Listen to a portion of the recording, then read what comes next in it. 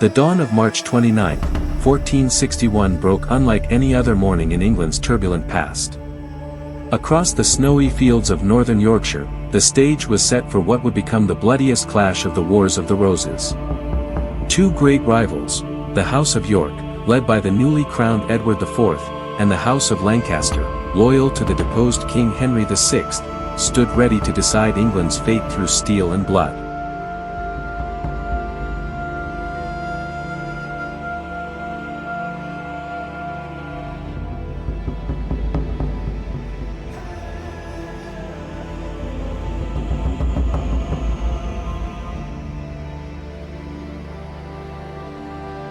For years, England had been torn apart by the feud between the Red Rose of Lancaster and the White Rose of York.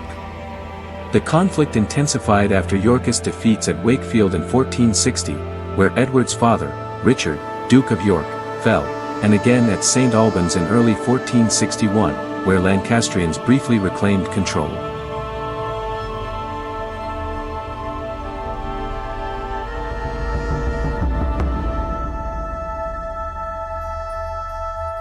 Edward, young and determined, sought to solidify his claim to the throne with a decisive victory. Standing against him was the formidable Henry Beaufort, Duke of Somerset, driven by the conviction that Henry VI, frail yet rightful, must be restored. Somerset marched north with a massive force of 25,000 to 30,000, ready to challenge Edward on the open ground near the village of Towton.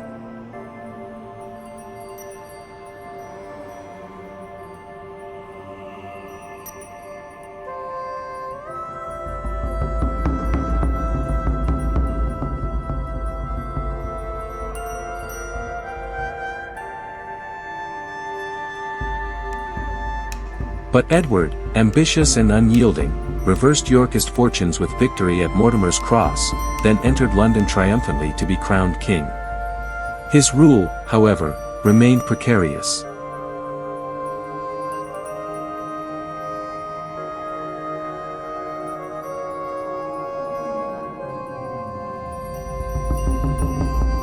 Meanwhile, the Lancastrians regrouped in the north, bolstered by Somerset and Queen Margaret of Anjou, gathering strength in Yorkshire. If Edward wished to truly secure his crown, he needed to crush their army in open battle.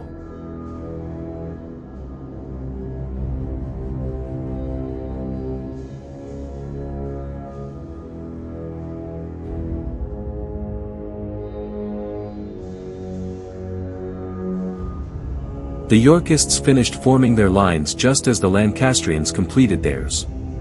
Edward's army was outnumbered, and the troops of the Duke of Norfolk had not yet arrived. The Yorkist vanguard was commanded by William Neville, Earl of Kent, while Richard Neville, the Earl of Warwick, held the rear with Edward. Lancastrian command is less clear, with chroniclers naming Somerset, Trollope, the Earl of Northumberland, and the Duke of Exeter, though their exact deployments remain uncertain.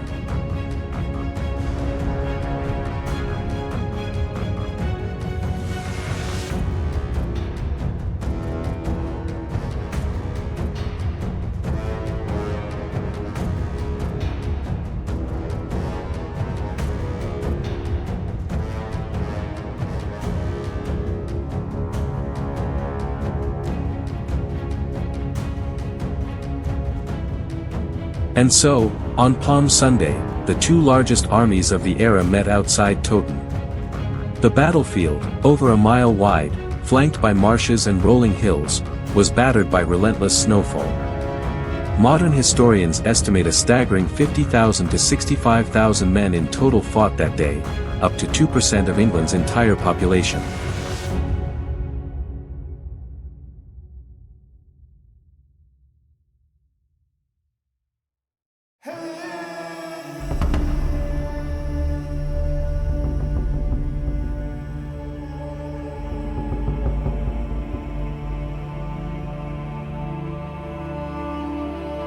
Both armies were similarly structured, longbowmen in front, cavalry on the flanks, heavy men-at-arms forming the core, and scattered companies of polearm infantry. A small contingent of elite, fully plated foot knights stood among them, their armor a rare luxury of the 15th century. Before the fighting began, Lancastrian cavalry concealed themselves in the nearby Castle Hill Wood, waiting to spring an ambush.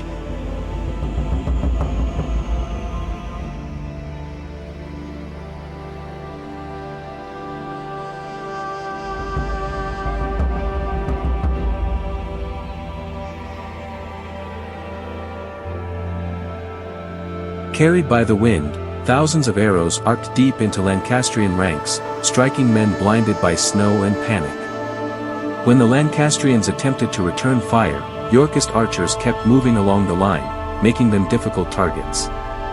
The wind drove Lancastrian arrows short, burying them uselessly in the frozen ground. Yorkist bowmen surged forward, retrieving spent arrows and firing them back. Losing the ranged battle disastrously, an enraged Somerset ordered a full assault. Both armies collided in a brutal, grinding melee. Sword struck steel and flesh alike as men fought desperately in the blizzard. For hours the line seesawed, neither side gaining a decisive advantage. Lancastrian numbers, reinforced by the Earl of Northumberland, slowly pressed the Yorkists backward toward the River Cock. Men slipped in the blood-soaked snow, and the dead piled so high that survivors fought atop corpses.